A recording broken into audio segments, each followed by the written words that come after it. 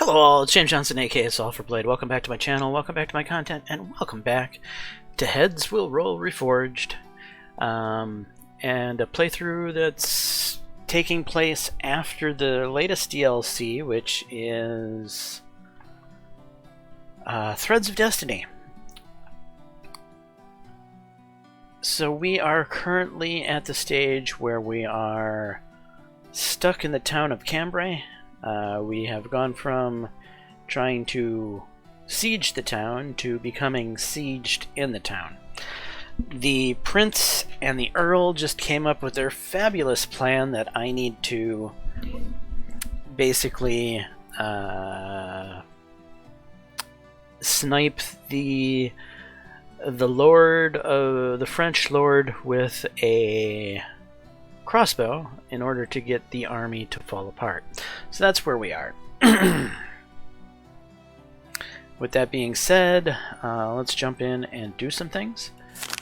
I'm just gonna see if there's anything I need to talk to her about. There's not. I'm gonna go to camp activities. It looks like I'm a little tired, but not completely tired. Speaking of which, have I unlocked the brothel yet? Well, obviously the brothel is here, but what I mean is the civic talent. No, I have not unlocked the civic talent to make my brothels free. I have an extra talent point. Since so many things have changed, maybe they'll let me use it on this tree. Increase critical strike, chance of inflicting an injury, increase bleed chance. No. So swords is usually what I go with for my other weapon, because there is a particular duel in the game that the guy uses swords. So in case I ever go that route, I just have slightly better skill with swords, so that if I have to do that duel, otherwise, yeah, that's pretty much why I picked sword as my second route. No other reason than that, just because of the duel.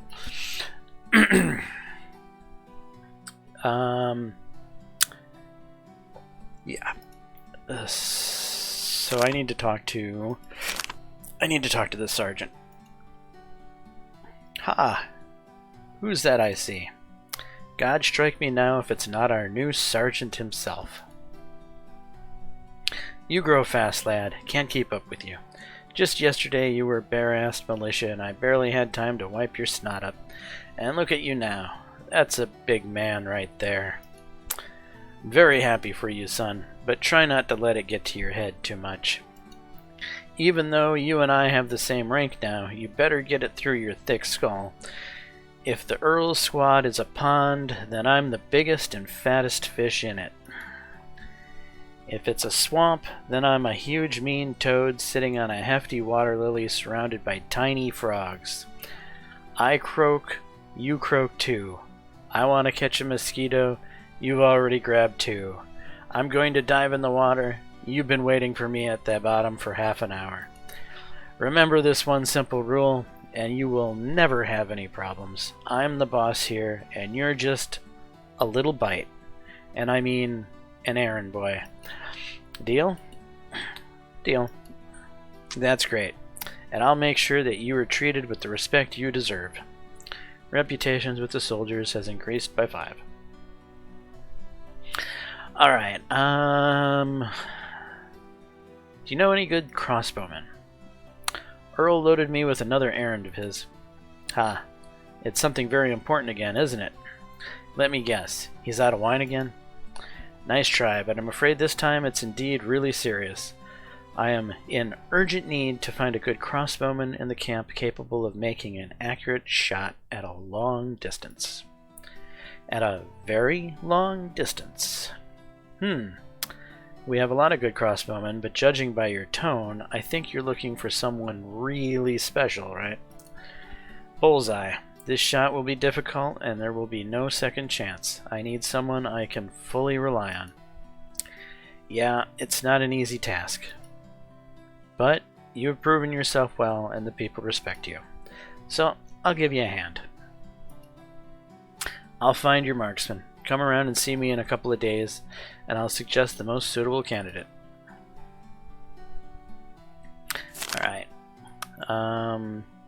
That particular event, I don't have to wait around. I could talk to him right again afterwards, and he would have found the candidate.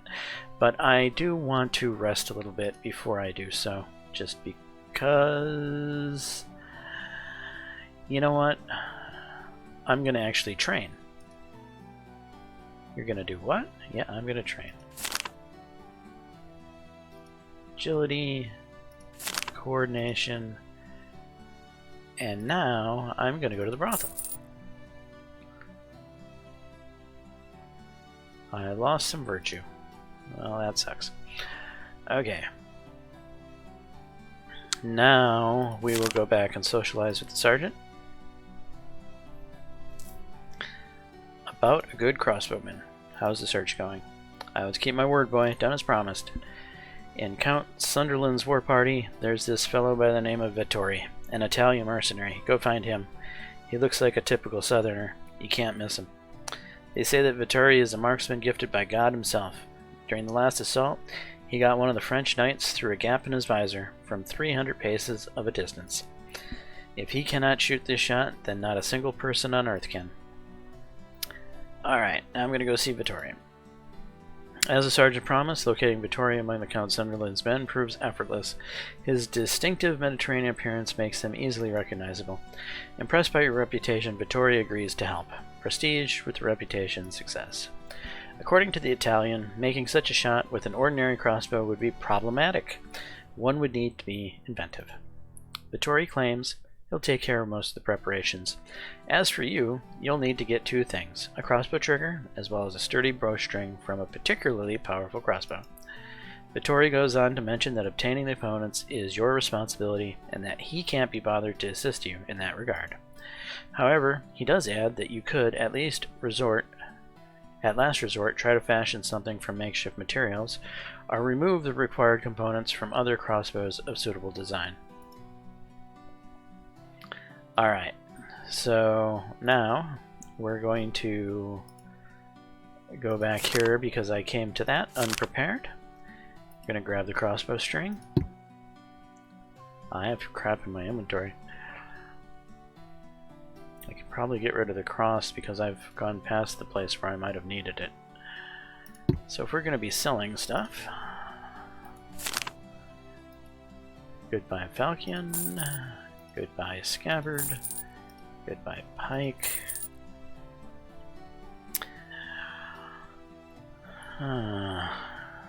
Goodbye Rusty Sword.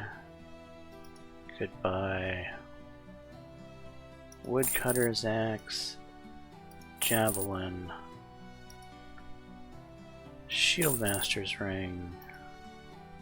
Broken Shield Pendant. Traveler's Cloak. Cross.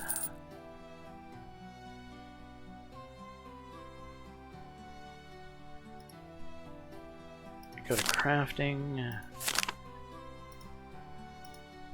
Can't I throw these two together? I can.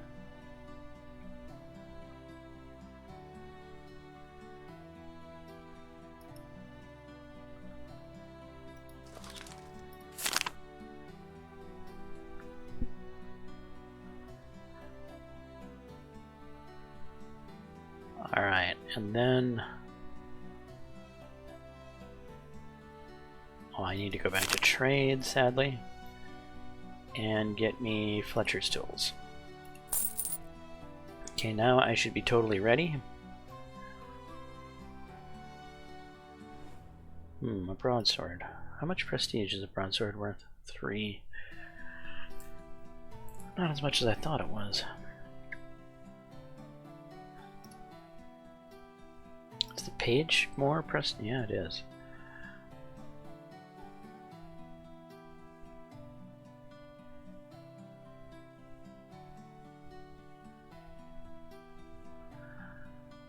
I'm tempted to get the thing for the prestige bonus.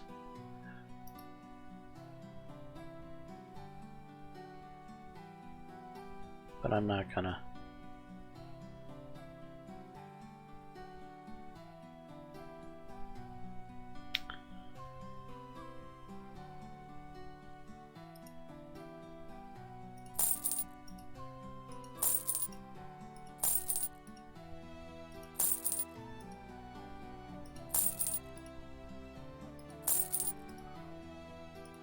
Gonna do a little crafting here.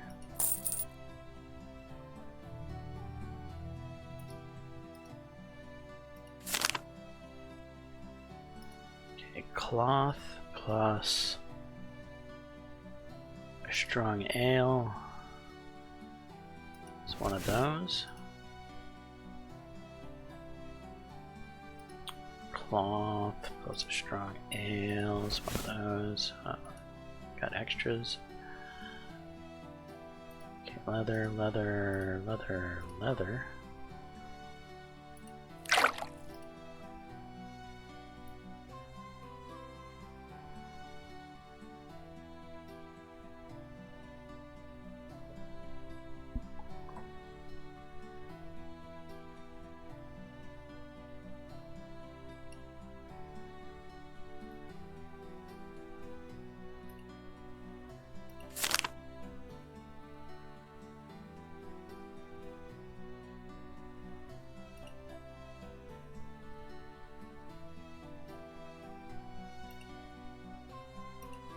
Saleh.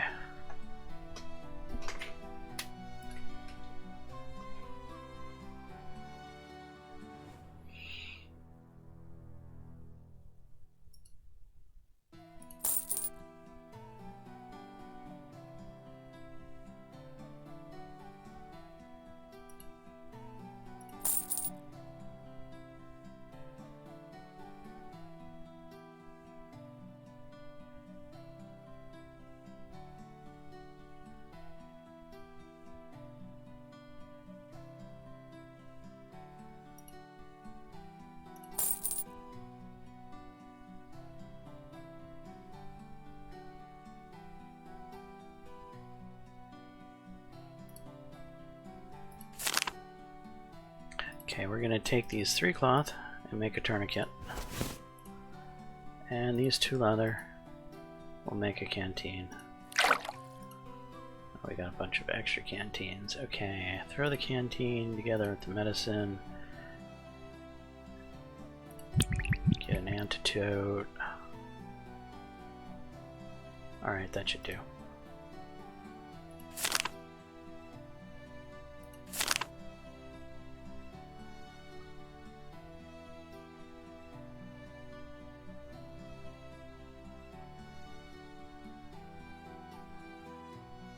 Getting a fair collection of stuff and things. We'll be able to get rid of a couple of these things. In the meantime, we can store some of it in the chest. You're like, why did you make that? It's not very good armor. Well, it's kind of good armor. This is my backup armor is what it is.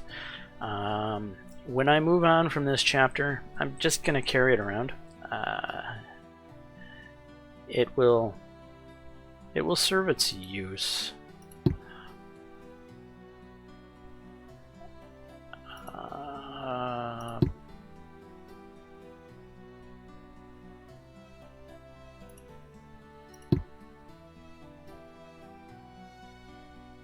probably not going to use the poison in this chapter. Alright, I'll just keep that stuff over there. And now if I go talk to Vittori,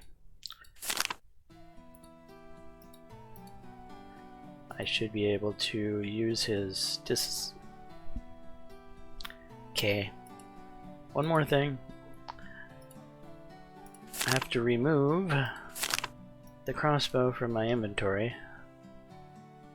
What? Unequip. I've been carrying that thing around just for this quest.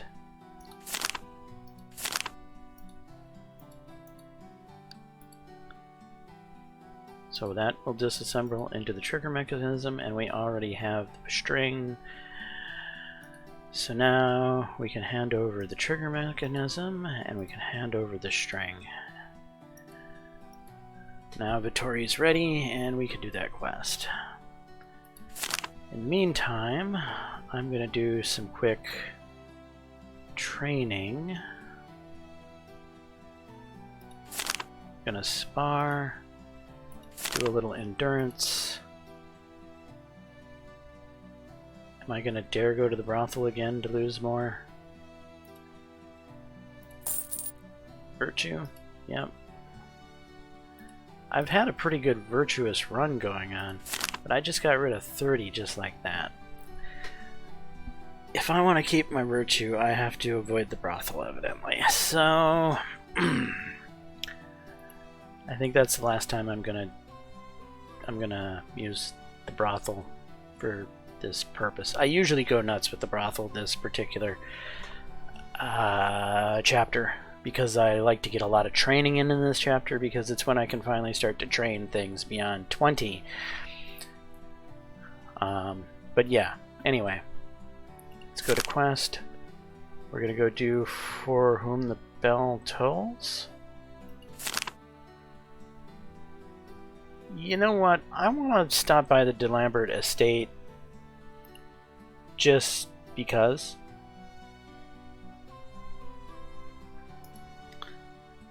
Alright, yeah, nothing to do. I was wondering if maybe there was anything new to do there with the new content. Evidently there's some way of defecting to the French side, and I figured it might be somehow through Ava.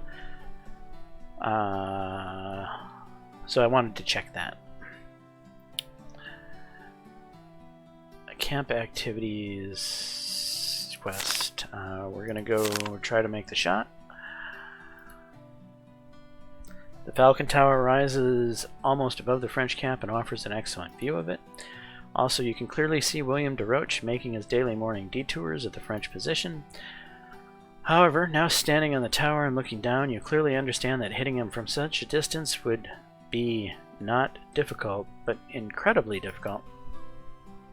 And it's not just about the distance and the moving target, but also the strong, fickle wind, which can easily throw a bolt off its trajectory. Shooting with a light crossbow is out of the question, and you should ditch hunting bolts. You obviously need something heavier here.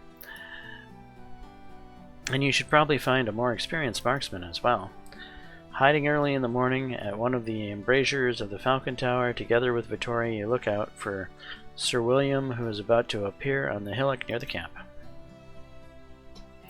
After a few long minutes of waiting, you noticed a stately horseman leisurely circling the perimeter of the French camp.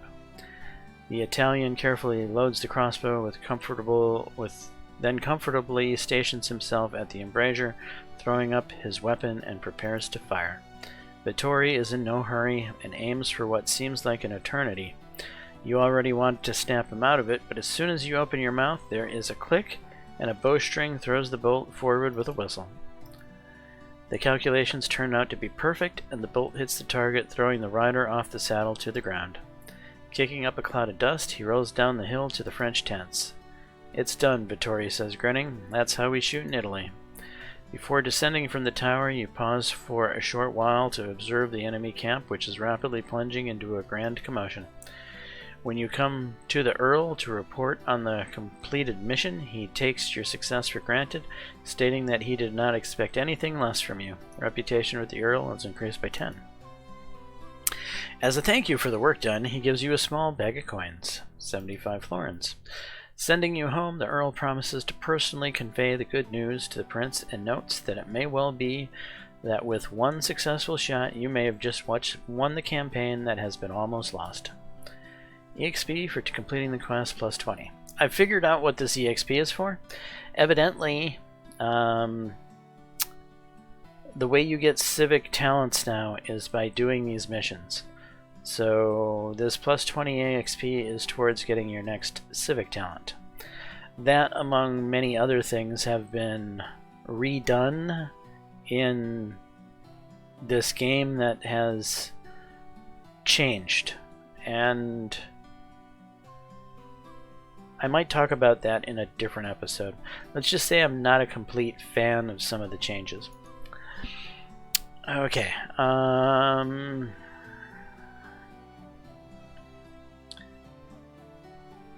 gonna do some more training.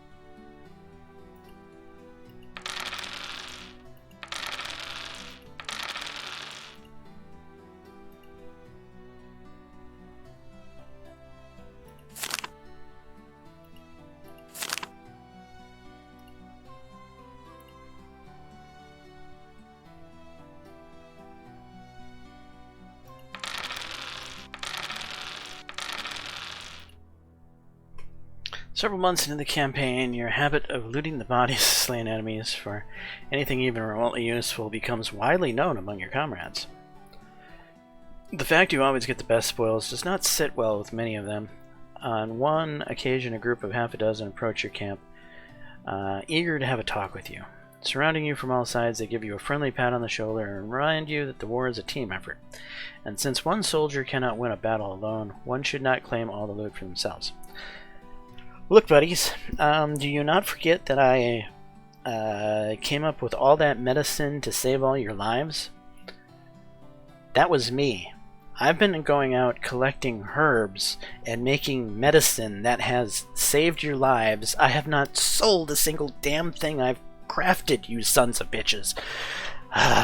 This drives me nuts. Anyway, thus they conclude that it would be greatly appreciated if you recognize their contributions, and just as God decreed, share some of your wealth with your fellow colleagues. Fine.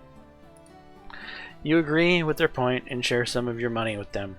Reputation with the soldiers increases by 15. Virtue increases by 15. You lose 100 florins. Oh, I hate this. Supply disruptions adversely impact your health. Strength lowered by 1. Agility lowered by 1. Vitality lowered by 1.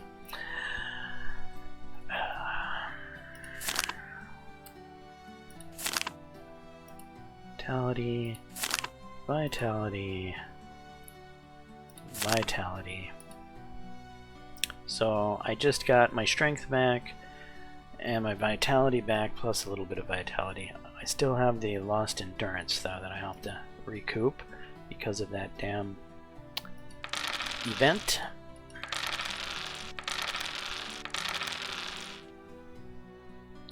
But the problem is if I train this agility, I'm probably going to lose strength because of how the new Colossus is working. Don't like it.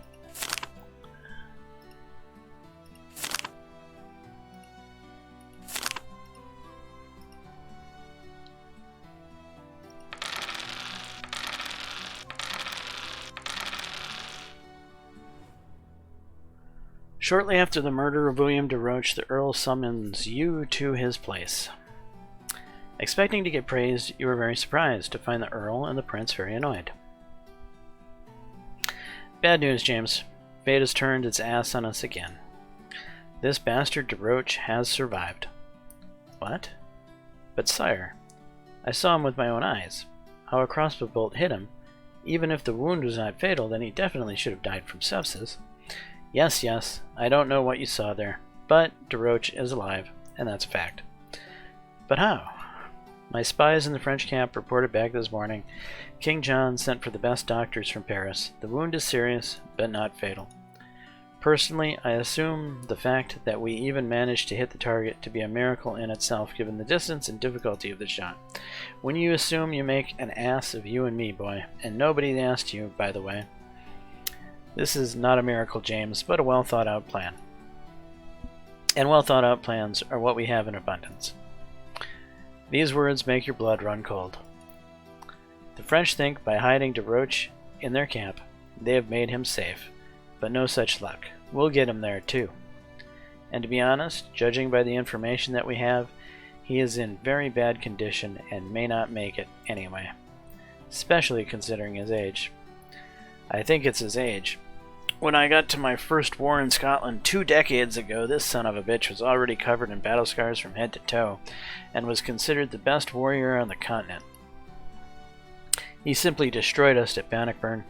Out of the entire royal army, there were only your father, me, and 100 soldiers who managed to survive. Yes, those were the times. He took many lives, but today the bell tolls for him. And that means that it is time for de Roche to visit his ancestors. For him, you say. Send not to know for whom the bell tolls. It tolls for thee. Yes, we all will meet our ends sooner or later. Lord have mercy on our souls. Given the pace of the campaign, it may well be that your generation will have to continue to wage this damn war. Or even your children's children, huh? Okay, back to the point. The issue with de Roche needs to be resolved. It almost worked out the first time, so it will definitely work out the second time. As already mentioned, we've already developed a plan. These two and their plans. We've planned everything this time. There will be no slip-ups. So listen. According to the scouts' reports, Desroches is stationed deep inside the French camp and is heavily guarded. It would be impossible to sneak in. According to the prince's plan, the group number 1 will distract the French. Late at night, a large English detachment will launch a diversionary attack on the French camp and try to set it on fire. When the battle ensues, the English will begin to retreat, creating a false sense of success, and the enemy, which they will almost certainly try to develop, withdrawing even more forces from their camp. Under the cover of all this confusion, the second group will sneak into the camp, and then will need to quickly get to Desroches' tent and end him. In this scheme, you are assigned to the role of the commander of the second group. You will lead your people to the camp to find and kill Desroches. A great plan. I think so too. Well, I don't. Thanks for sharing your opinion, James. We'll be sure to reach out to you if we need any more of your peasant insight. You can go, James. Get yourself ready. Uh-huh. Great plan. Okay, and...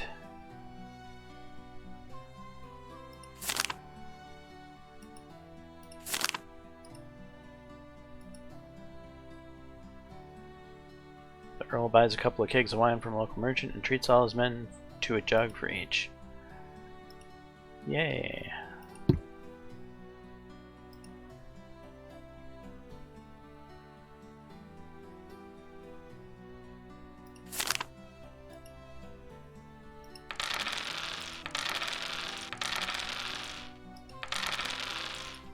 Alright, now we gotta go do this plan. How are we looking stat-wise now?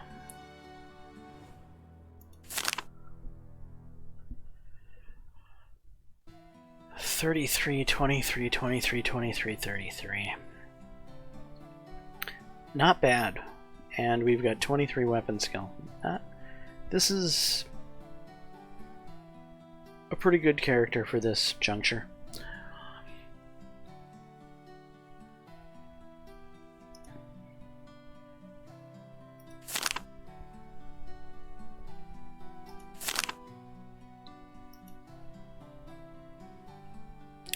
As you prepare to carry out another insane plan made by the Earl and the Prince, you can't get rid of the thought that this whole venture is simply a suicide mission.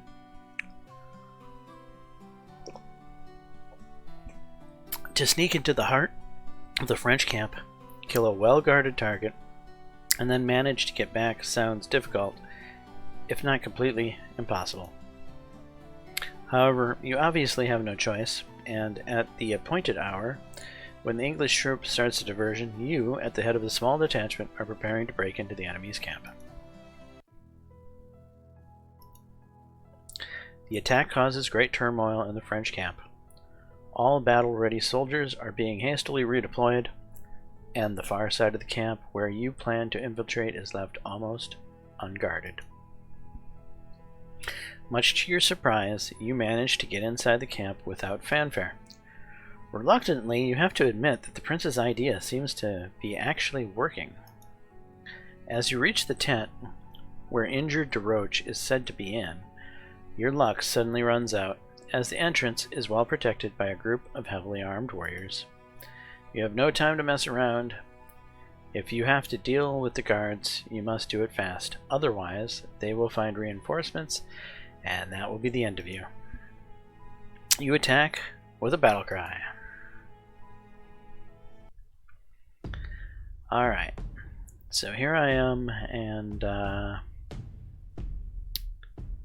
we go.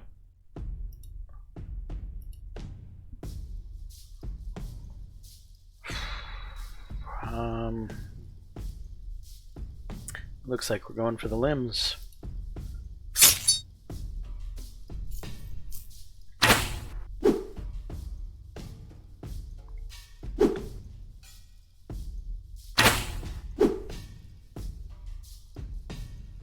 And we're going to recover.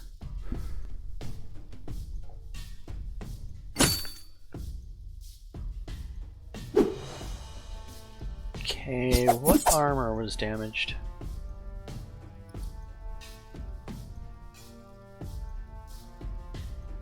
Torso armor.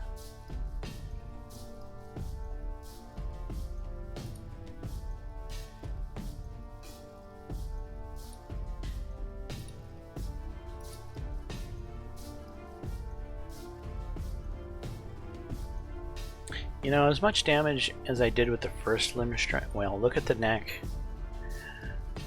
Let's just chop his head off. Off with his head.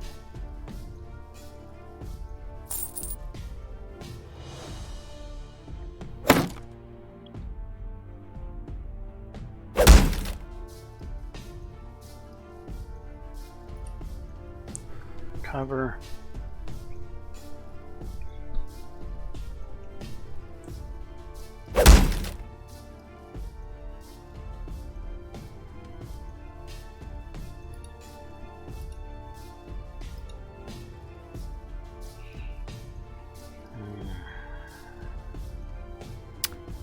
I think we go for the head. Blocked with shield, shield broken.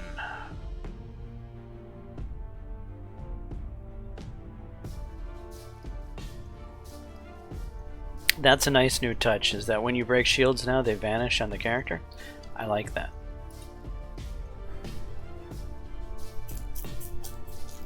One of the few things I actually like about some of the changes that have been made.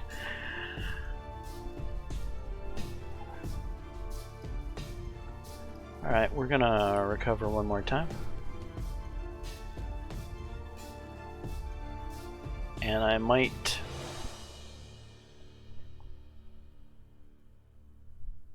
take a quick respite.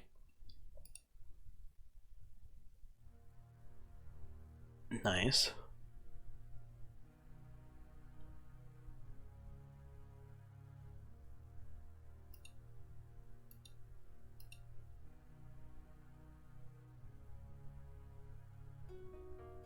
Alright, back to the head.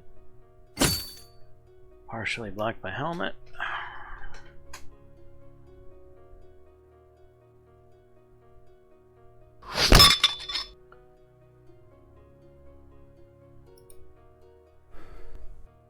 Hey you, how about you do something? Well, I guess that's something. I got what I asked for. Alright, he's dead.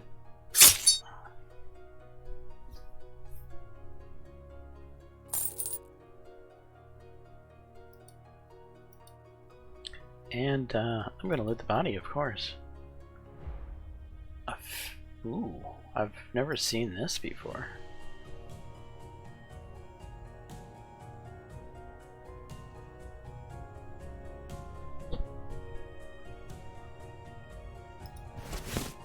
A placard is nice.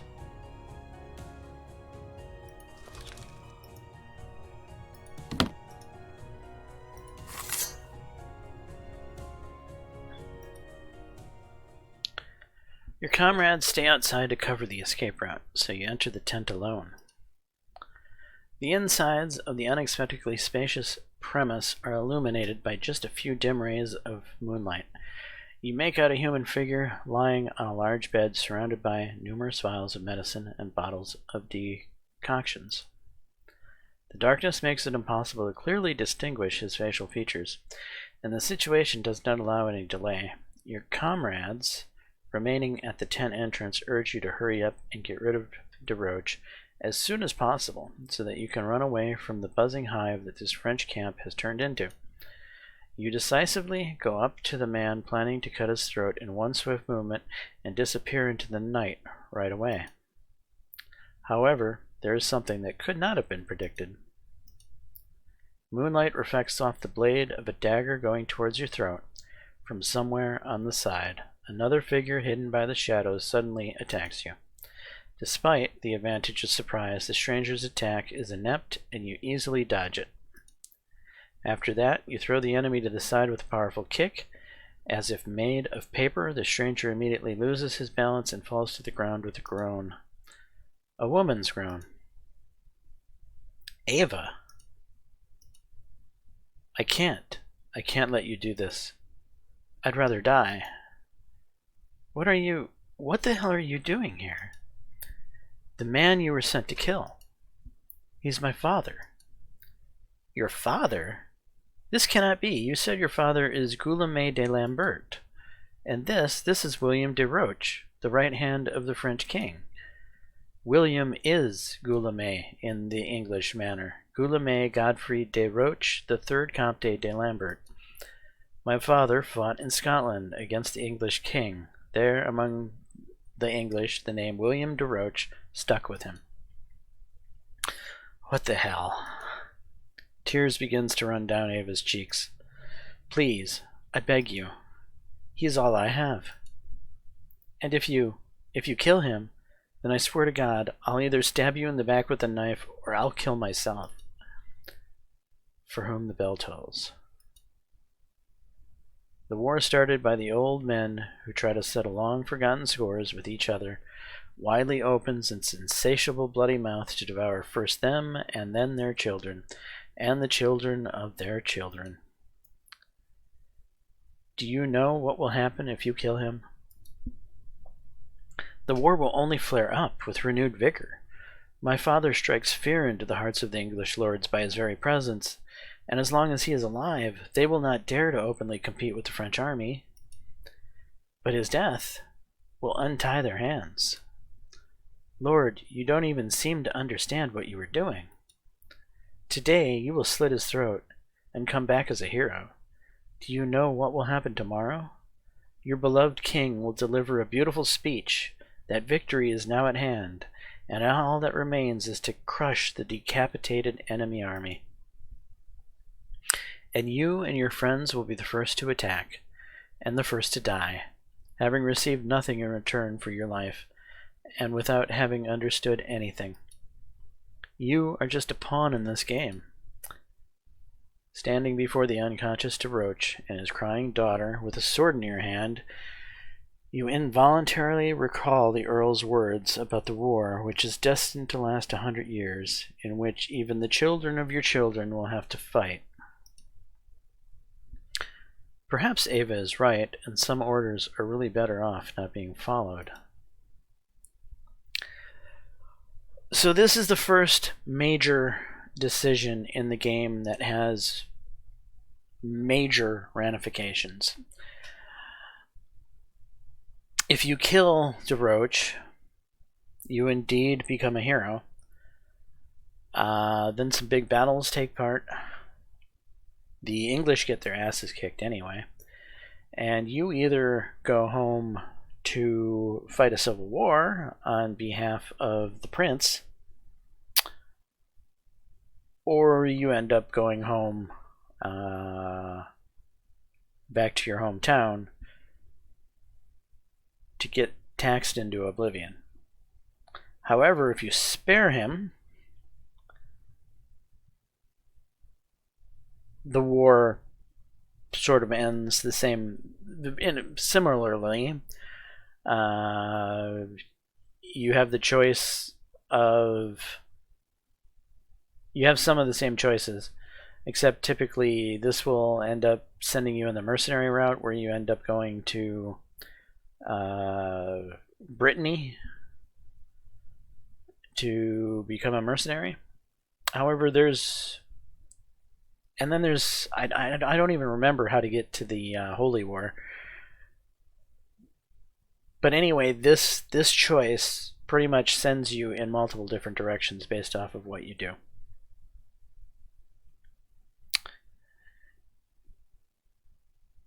I have a feeling that this might be the way that you can get to the to one of the new paths that has you join the French side. And I'm interested in trying that path. And I'm assuming it's going to go by sparing him. So I'm going to go with the spare him this time around.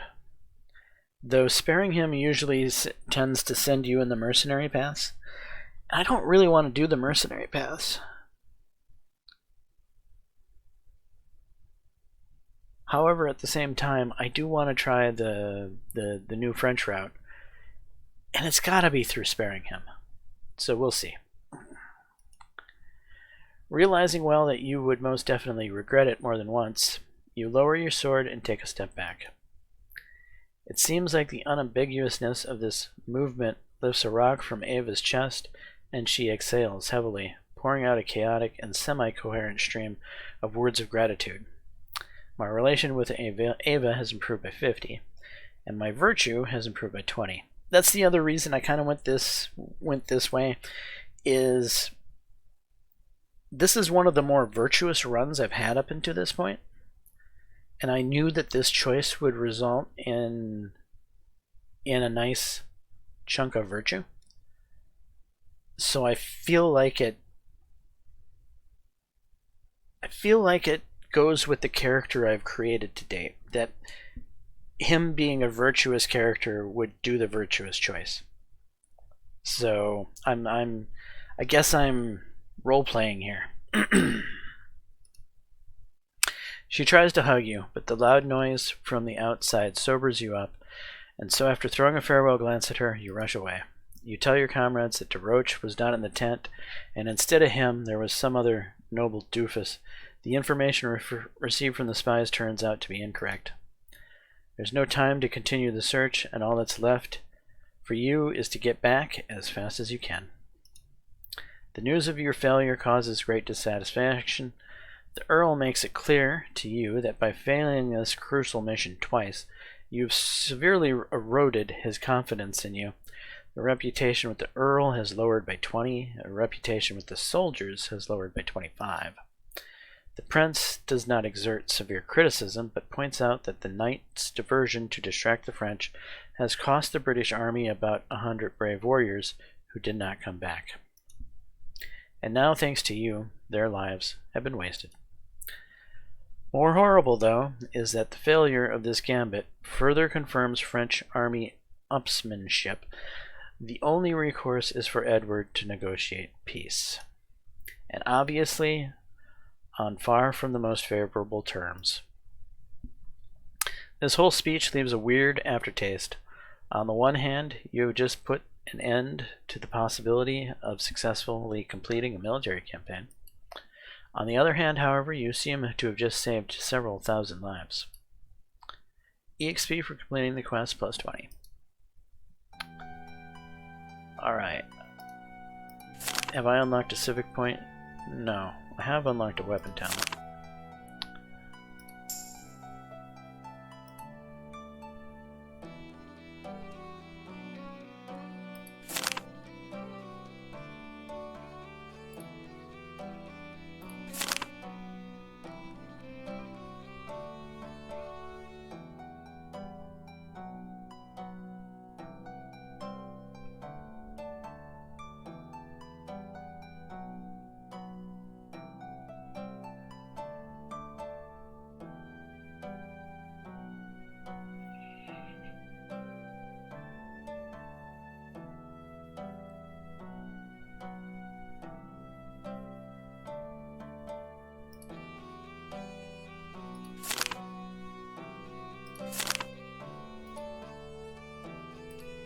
Oh, it wasn't the sergeant I wanted to talk to, it was the blacksmith.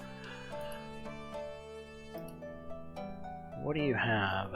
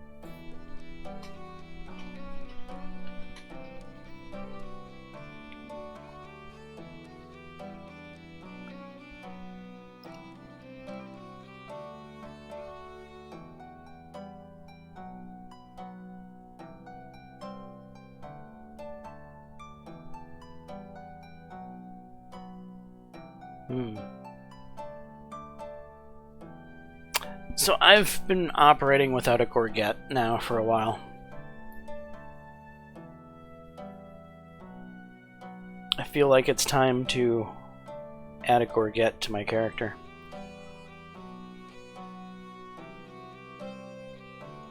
But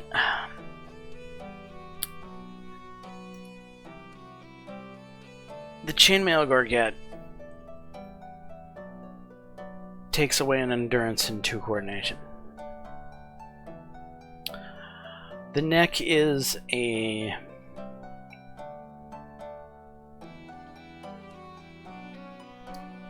slight weakness,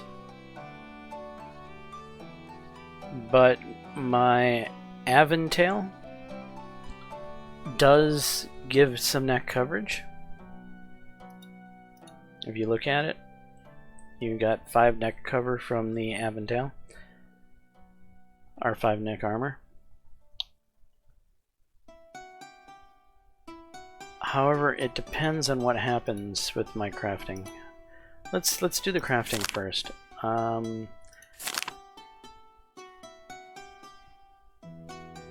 I need to take stuff off. Inventory. Unequip. Unequip. I don't know as if these 2 objects are compatible. This face protection and the Aventail. They don't seem like they match together. The face protection sounds like it's clearly made for a bassinet or a celat, or a celet, sorry. So we'll see. We'll see if it turns into something. If it's a match. So Aventail and yeah, it's not giving me an option. I didn't think it would. However, these 2 I know are compatible, and they're not a bad. This is not a bad combination. It's not the best combination, but it's a solid combination nonetheless. One thing that I like about it is that this results in a piece of armor that is only 222. Yes, the original armor was 111, but 222 for a higher quality armor, one that's going to give you 32 torso armor instead of 12, that's a pretty big upgrade in torso armor. And this is about the time where I'm going to need to make that type of armor upgrade. Limb armor goes up from 7 to 8. This gave no neck armor anyway, so that doesn't matter. This gave a prestige of 8. This now gives a prestige of 21, so this is very prestigious armor. Yes, there's less cover, so the extremities of the limbs could be easier to get a hit on, but the most important parts of the limbs are covered with even better armor now in this result. So I'm going to go for it. I like this particular craft. I've done it many times, and I've always been happy with it.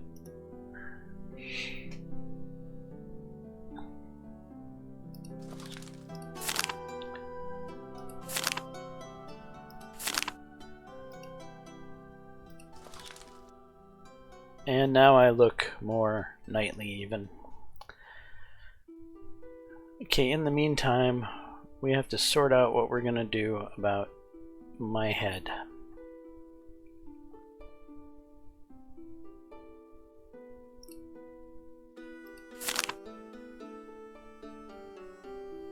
A Saleh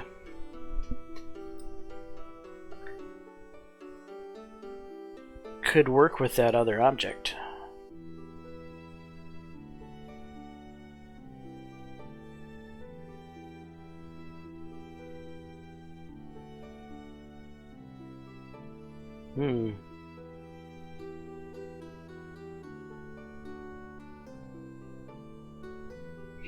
I think I might do it. I've never gotten that other piece of armor before, so I've never seen what the combination makes. It might be pretty good.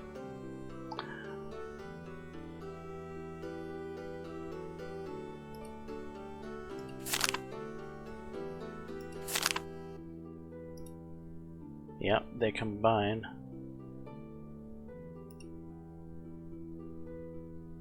Oh, that's what it turns into. Well, this is not as impressive as I was originally thinking. 2112 ain't bad. Head armor of 19, neck armor of 7, neck cover of 10. And if I went this route, head armor 19, head cover 91.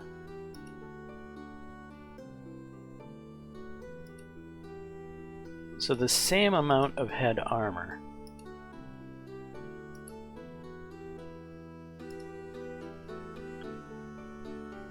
This gives better neck armor and better neck cover. But 224 is much more costly.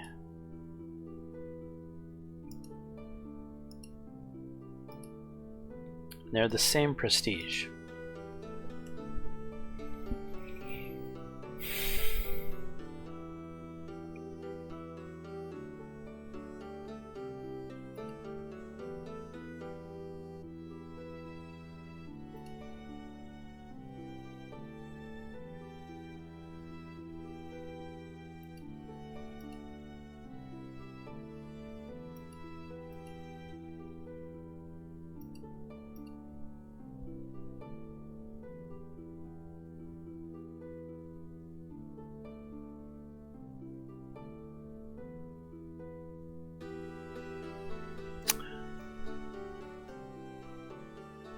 I'm gonna go with the more attribute costly route. I might regret that.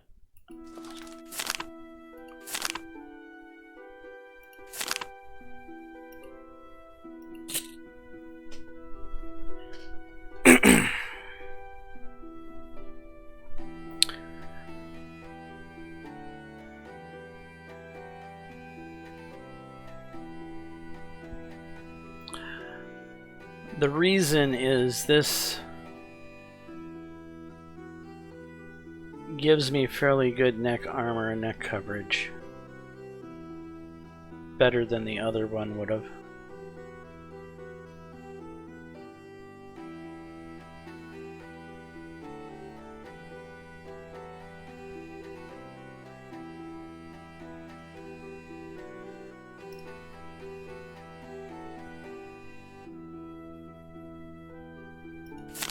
And I think I am going to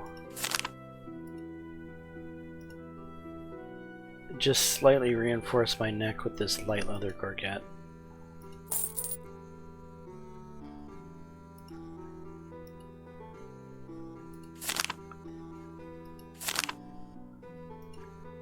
And this will be my armor for a while,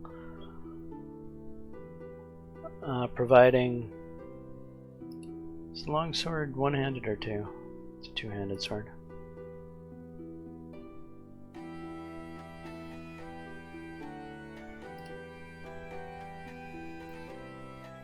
Can I put a two-handed sword in a sheath?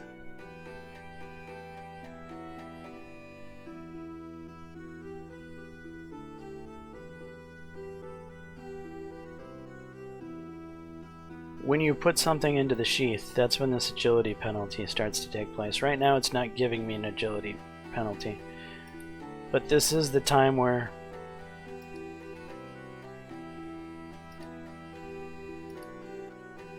it's not giving me the option to sheath it, so I don't think I can put it in a sheath.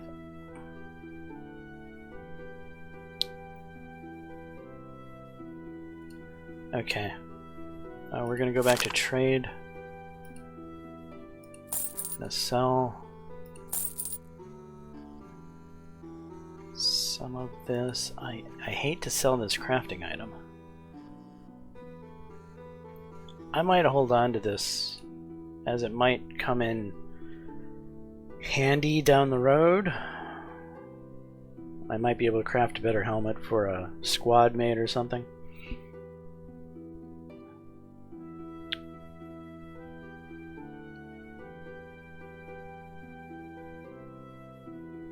Alright.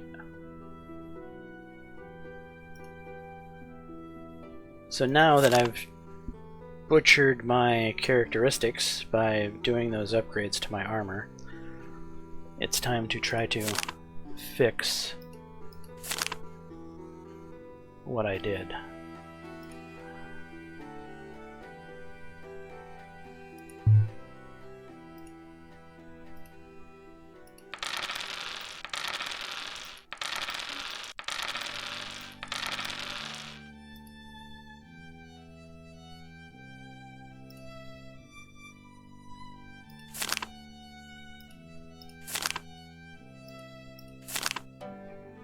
Alright, gonna go to the brothel.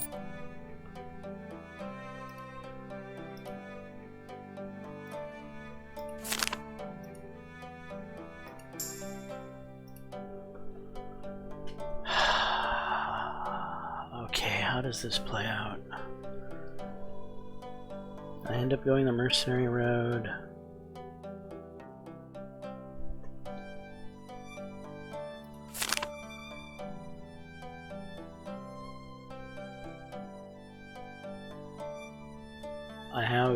I should have high enough an opinion with the soldiers.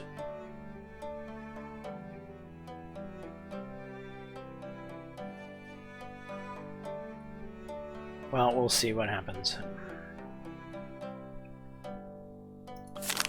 Should I empty my chest now? Yeah.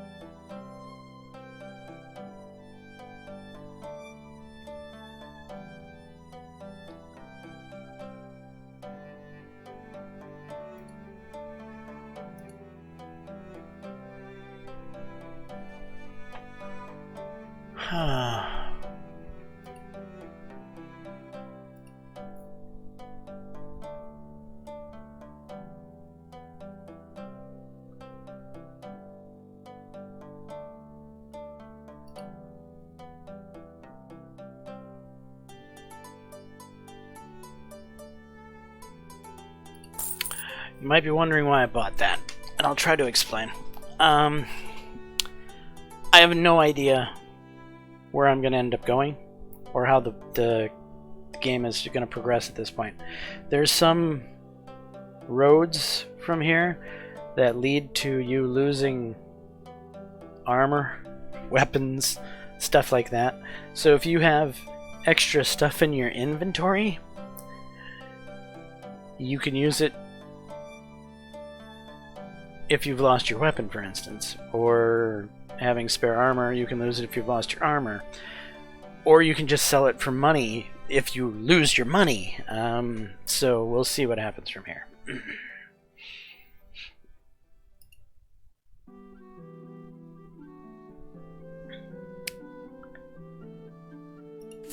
I am going to go pray.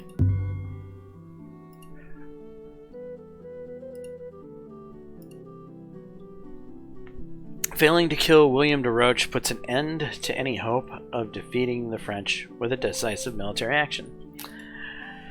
Over the next week, several English lords unwillingly admit the unfavorable outcome of the war, test the strength of the French through multiple skirmishes near the Cambrai walls, None of them were of any real significance, though, and there is no serious success for either side.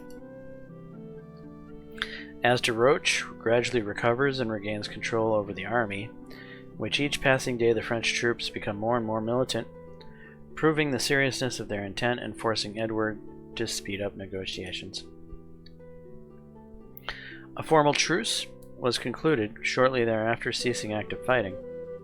The siege had not yet been uplifted, really, but high-ranking English commanders and knights, as well as their retinue, were allowed to move freely through the town gates in and out.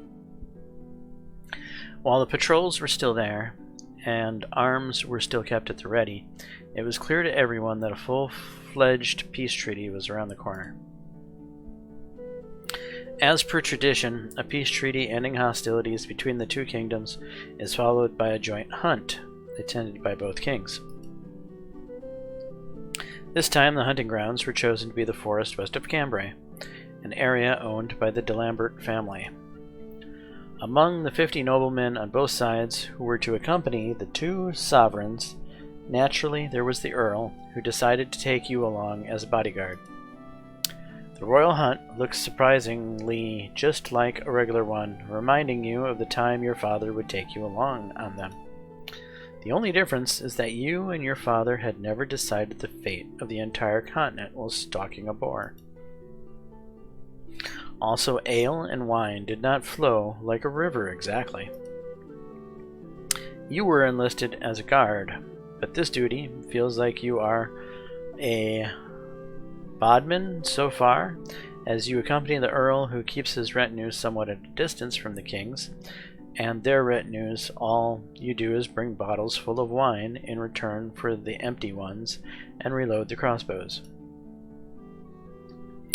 In the constant commotion around you, you keep spotting familiar faces among the noblemen covered in silk and gold. Just ahead is the prince, who is accompanying the king. The kings, it looks like, are more thrilled by the hunt than the tiny legal details of the peace agreement. The Earl interchanges remarks with de Roche, who barely escaped death. Recalling the war in Scotland from the sound of it, they managed to scar each other more times than one. Thomas Marshall, who has been defeated by de Roche, has been set free and now laughs loudly over something with the French commander of Cambrai, who had been taken captive during the last assault and also granted freedom. Count Sunderland, the hand-to-hand fighting enthusiast, is exchanging whispers with Count Canterbury, the leader of the mercenaries that were assembled for this campaign from every corner of Europe. Just behind Lord Sunderland is Fulton Everleigh, whose hide you tanned just recently. Looking around, you can take this for anything but a peace negotiation between the leaders of two armies that just tried so hard to erase each other. At the third hour, you start being pretty wary of gimme this, gimme that kind of requests. Every now and then you take a few good sips from the bottle as you bring your superiors, gradually losing focus and having difficulty understanding who is where. A loud outcry jerks you out of this languid state. Turning your head in search of the source of the noise, you are surprised to see people around you beginning to fall to the ground one by one, wheezing. Still gathering your wits, you stumble over a huge body that has just collapsed to the ground in front of you. As you rise from the fall, you recognize it as Fulton Everleigh. His face is covered with blood, and there is a crossbow bolt sticking out of his throat. Sobered by this unexpected sight, you jump to your feet, just to find yourself in the middle of mayhem. Around you is the most confusing fight you have ever witnessed. Only with great difficulty can you tell apart likely allies from likely foes. Both Earl Northampton and Prince Edward are nowhere to be seen, and the only, at least somewhat familiar face belongs to Count Canterbury, who, surrounded by a bunch of his men, is fighting with the bodyguards of the French king. Having finally distinguished friend from foes, you immediately join the battle.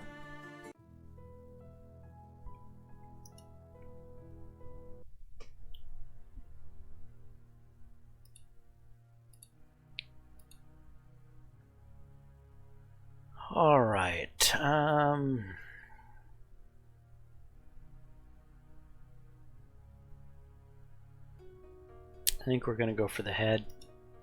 It was blocked by the shield, of course.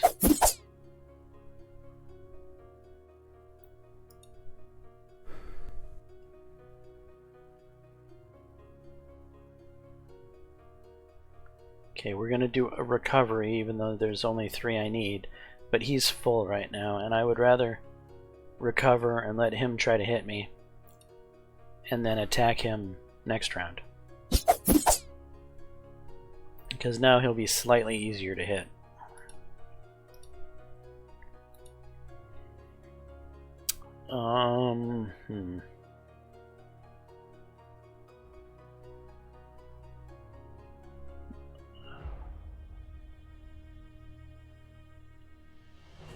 So no matter what, I'm breaking the shield. I don't need to do a shield break per se.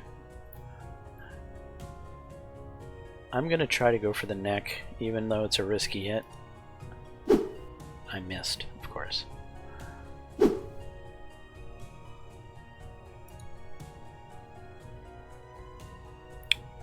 Failed to recover.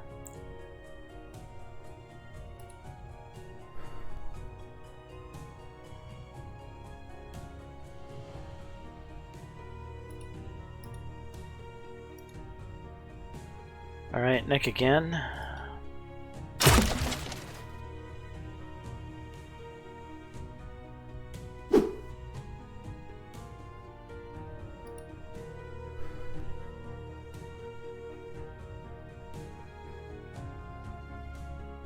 I'm going to recover again.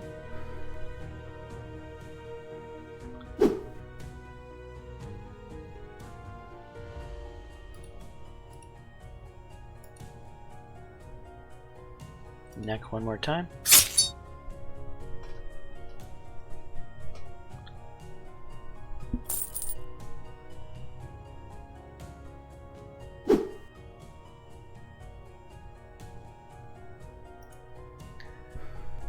Okay, some of the fights going forward after this particular episode are going to get a bit grueling and lengthy,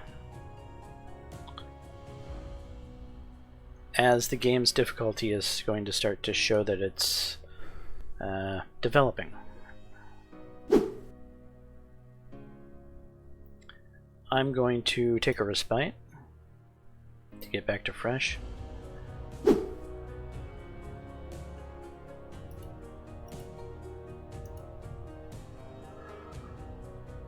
Alright, I don't have any good options because this guy's got pretty good armor everywhere around.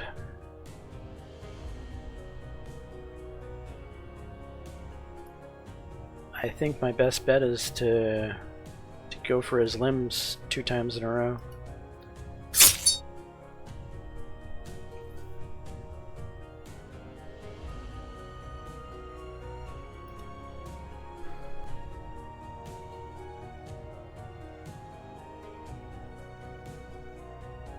So I'm going to recover again. Of course he succeeded.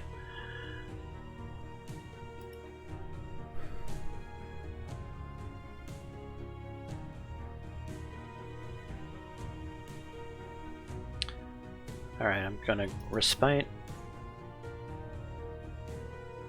Okay, I'm barely back to fresh. I'm gonna actually respite again.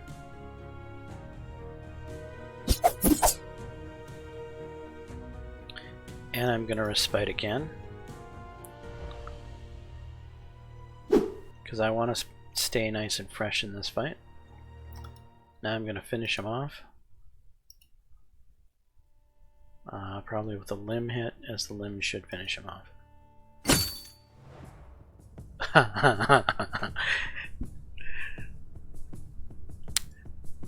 Thanks, game.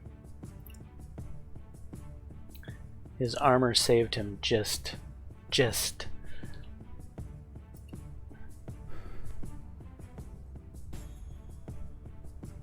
Okay, he's dropped his helmet. I'm still going to go for a respite because I'm not fresh enough.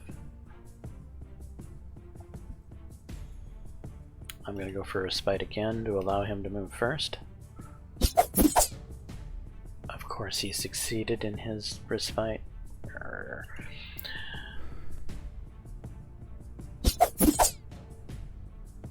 And now he dies.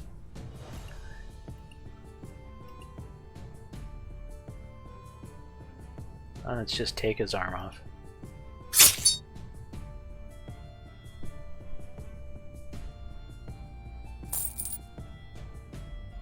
Situation on the battlefield is changing, and I'm going to search the bodies. That's the reason I was trying to stay fresh, is so that I could loot the bodies. I got an open bassinet, which I really wish I would have gotten earlier in this damn playthrough, as that would have been great to combine with an event with the thing I had. Oh, am I full? E.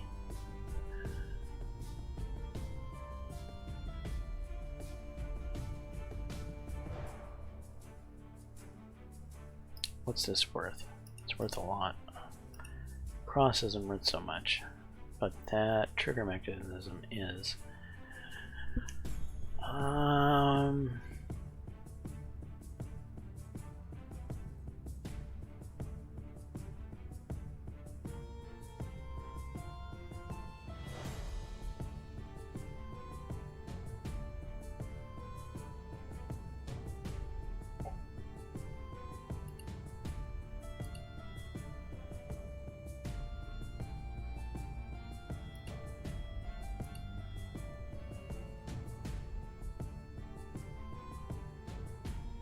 I think we're gonna ditch a canteen.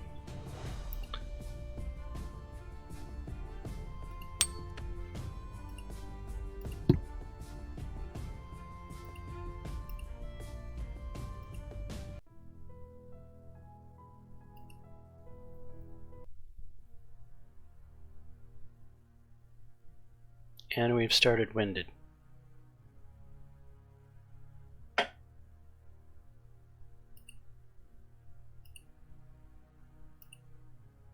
We're going after his shield right off the bat.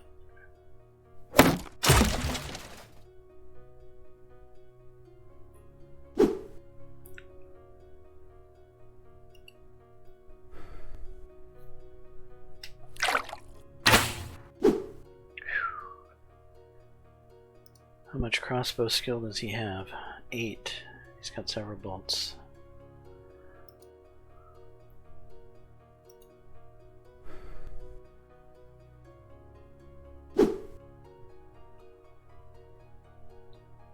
Okay, I'm gonna respite.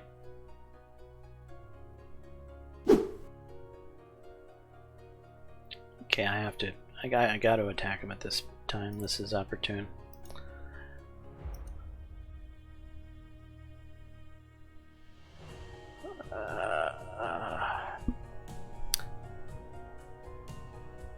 Limbs is for sure. Neck is. I think we gotta go limbs. We gotta play it safe.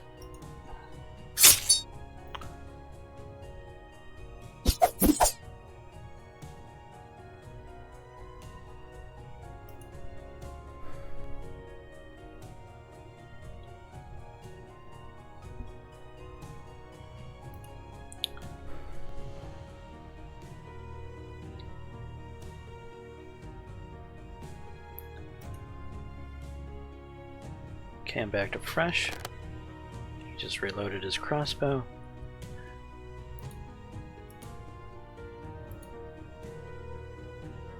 And he needs to die. His hand was chopped off.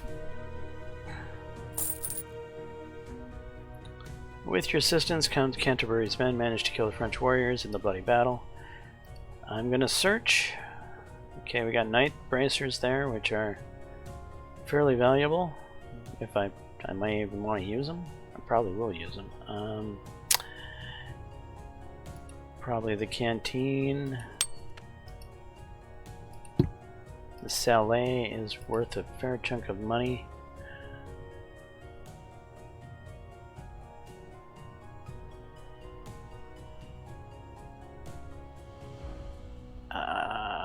Let's get rid of a sewing kit.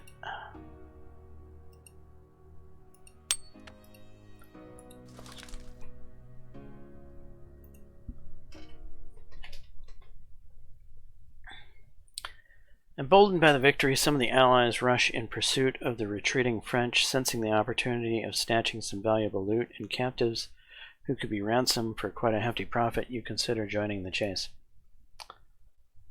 Wait, what?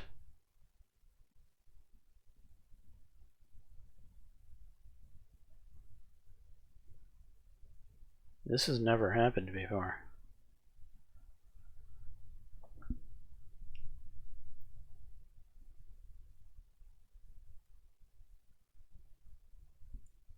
Sensing the ability to get loot and valuable profit.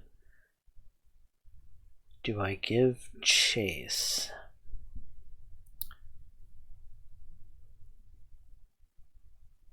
I'm in France.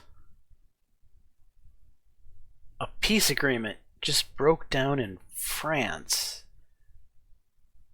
At a city that's surrounded by the French army. I don't think running off in search of loot is a good idea at this point. I'm not going to chase. You decide that you've had enough adventure for the day. The chaotic fight in the forest quiets down just as suddenly as it broke out. Just a few moments ago, you were in the thick of battle, exchanging furious blows with enemies, and now, just like that, everything was silent. Looking for any kind of familiar face, you awkwardly wander back and forth, tripping over tree roots and dead bodies. After a while, you stumble upon a large group of men who are encircling a body laying on the ground. In one of the figures, you recognize Prince Edward, standing a little further away from everyone, with a bloodied sword in his hand and a devastated gaze. He doesn't look like himself at all. In another figure sitting beside the dead body, whose face is still obscure, you recognize Northampton. Surrounding them are knights and lords, some of whom are still breathing heavily, with blood seeping down their armor and weapons. Still having no idea what is going on, and not daring to break the silence of the nobles, you freeze, patiently awaiting. Luckily, you don't have to wait long, as the silence is interrupted by the Earl. Standing up and turning to the prince, he raises his sword in the air and loudly says, "The king is dead. Long live the king."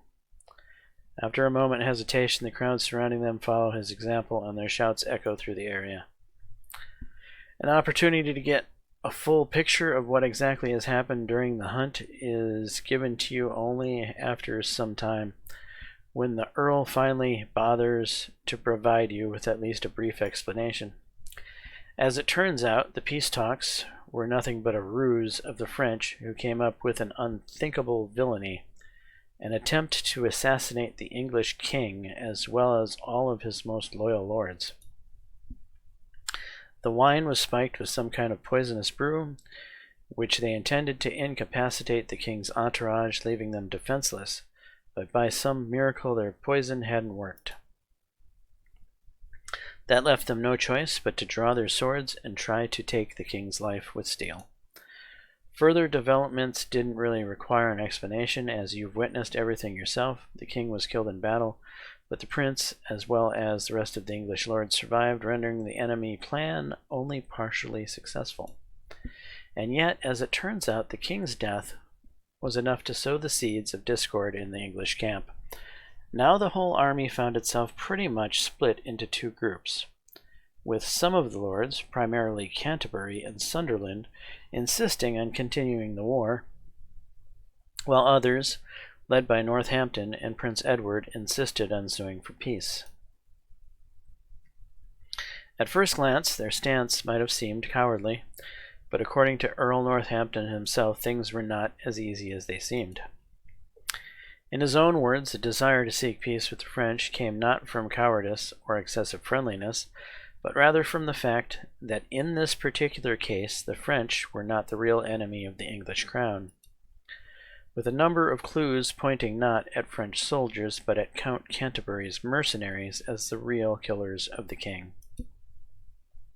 These accusations were also reinforced by de Roche, who once again somehow managed to emerge unscathed from the chaotic battle in the forest, and almost right after that had several private meetings with Northampton and Prince Edward. Being in charge of all the royal mercenaries, Count Canterbury oversaw the vast finances that the crown spent on the military service. On top of that, he had the right to a substantial part of any or all war spoils due to occupying one of the key positions in the army.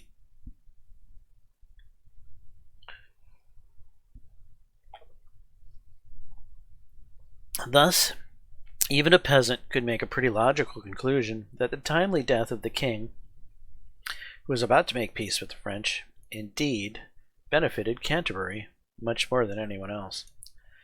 After several days of intensive thinking, filled to the brim with countless meetings with various nobles and exchanging numerous messengers with the French, the prince had finally come to a decision to make peace. Many people reacted with indignation to this turn of events. However, despite all the efforts of the supporters of Count Canterbury, there was still no mass discontent in the army. Exhausted by a long and rather unsuccessful campaign, the majority of the soldiers and commanders were eager to return home, albeit without much war spoils. After hearing about the conclusion of peace, Count Canterbury, spitting on subordination, left the army and with a small detachment of his people immediately left for England.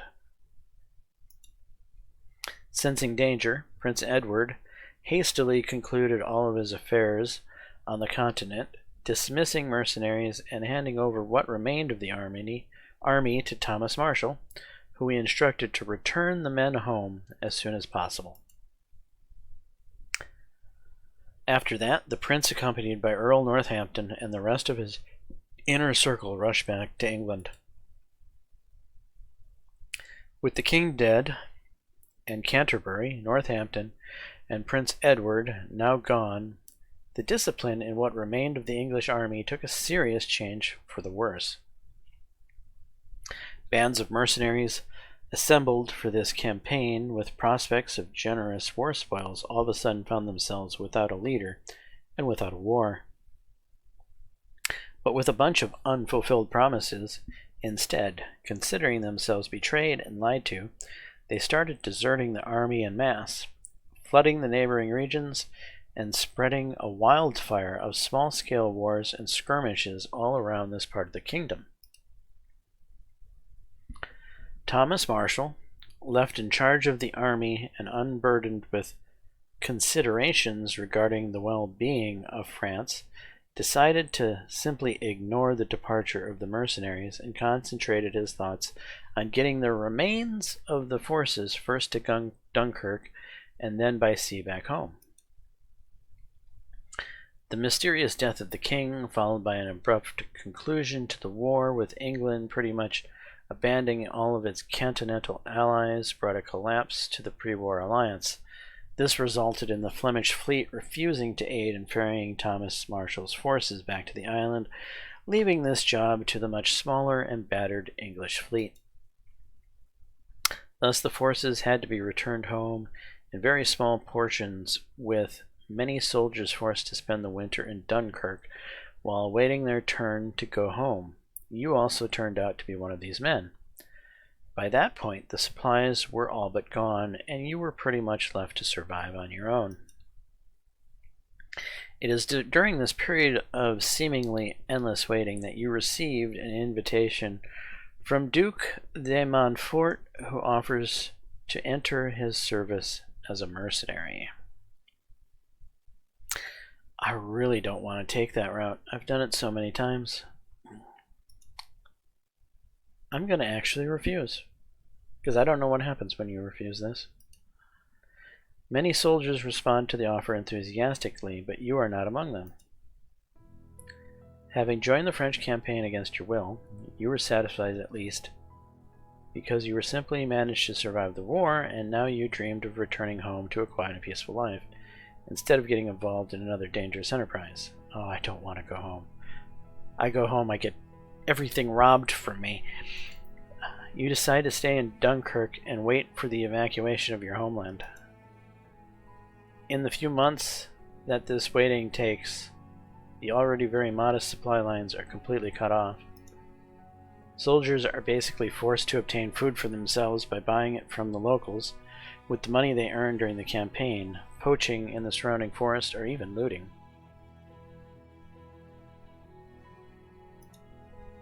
At first, the temptation to join the looters or poachers is great, for you as well. However, after a dozen or two soldiers who were engaged in such activities are caught and sent to a date with the executioner, such a desire somehow disappears on its own. Unwilling to repeat the fate of the comrades executed for violating the law, many soldiers sell off war booty and equipment just to be able to purchase food.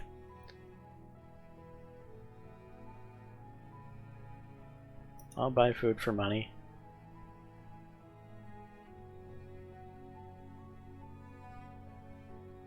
I will eat well.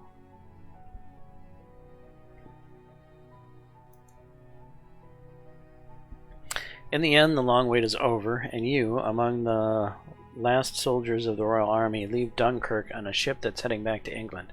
Son of a gun. I chose poorly, evidently. I don't know how to get to some of these new routes. But along with the good news also comes an unpleasant notice. Due to the lack of space on board, none of the ordinary soldiers and militia are allowed to take chests with their war booty with them to the ship. There's nothing in my... There should be nothing in there. There isn't.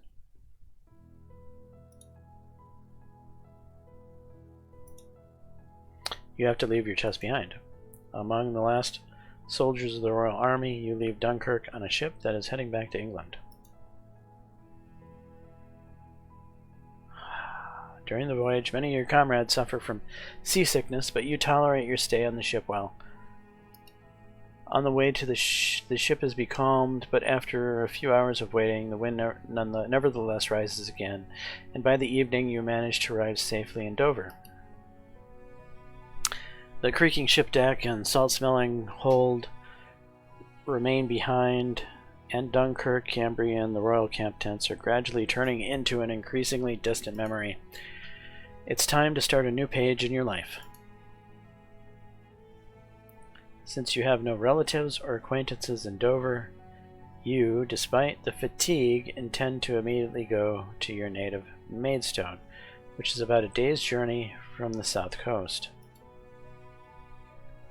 However, one of the soldiers who returned with you from France and happened to be a local warns you against it. According to him, the surroundings of Dover have always had a bad reputation as a dangerous place for lone wayfarers, especially for those who risk traveling after sunset. Instead of going who knows where in the dark, he suggests that you join other soldiers and stop at some town tavern to celebrate your safe return from the war, spend the night in safety, and have a good rest, and then set off at dawn. There's a certain logic in his proposal, but the place where he suggests staying for the night does not inspire much confidence, to put it mildly. I really, really, really, really hate this part of the game. It doesn't matter which route I choose here. If I spend the night at the tavern, all of my gold gets robbed from me. If I hit the road at night, all of my gold gets robbed from me. It's a no-win situation.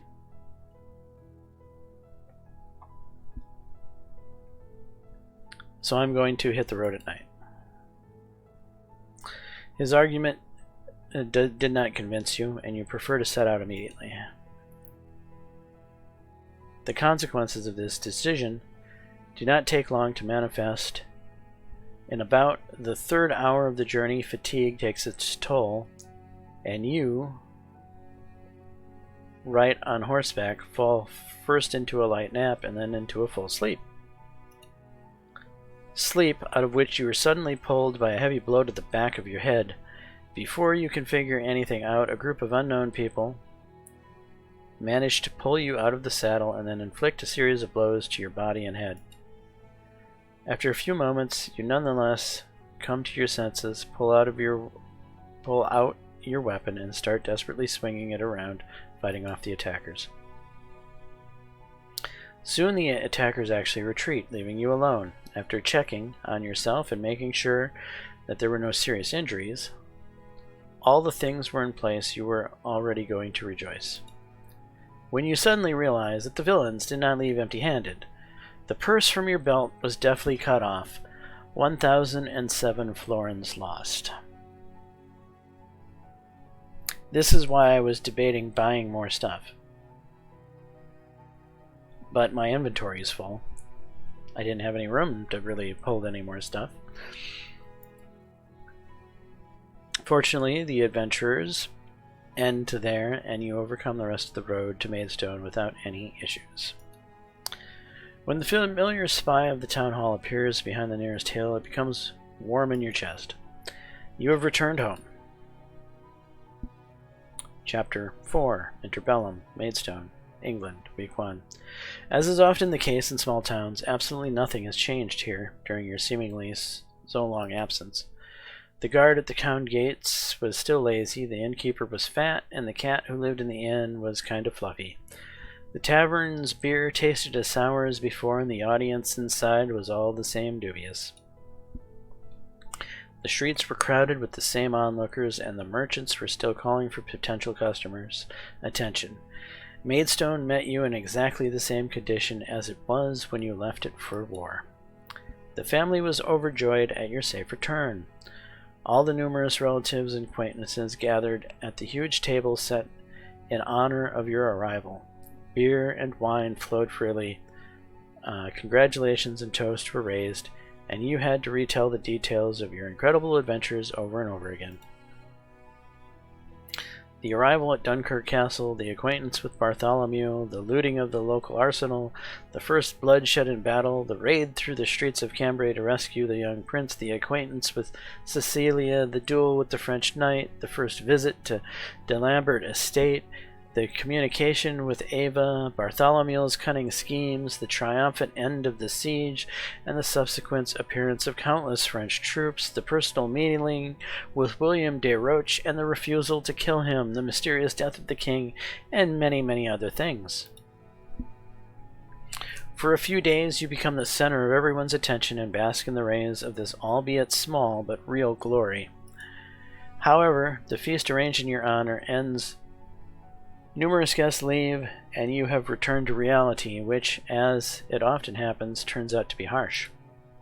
Things are not going well on your father's farm, and thus feeding another mouth off it, especially one as voracious as yours, is clearly not going to be possible. Therefore, joining your younger brother, who works with your father, is not an option. Having a roof over your head turns out to be not so simple either. Huddling in your parents' house, which even without you is already full of children, turns out to be extremely inconvenient and somewhat inappropriate. So you conclude without anyone's hints that you need to move somewhere. After checking in with old acquaintances, you find an empty house on the outskirts of town, rented out for a generally acceptable sum.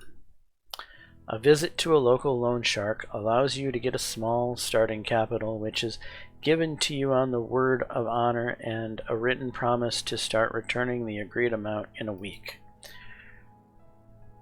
Virtue Prestige, high result. You borrowed 300 florins at an interest rate of 100%. Amount payable is 600 florins. Weekly late fee is 50 florins. So this is the first time I've gone through this with high virtue. This is how a new and this time peaceful stage of your life begins. New quest added, debt. You paid 300 for rent, 300 florins lost. After acquiring your own place of residence, you also get a place to store your belongings in, chest obtained.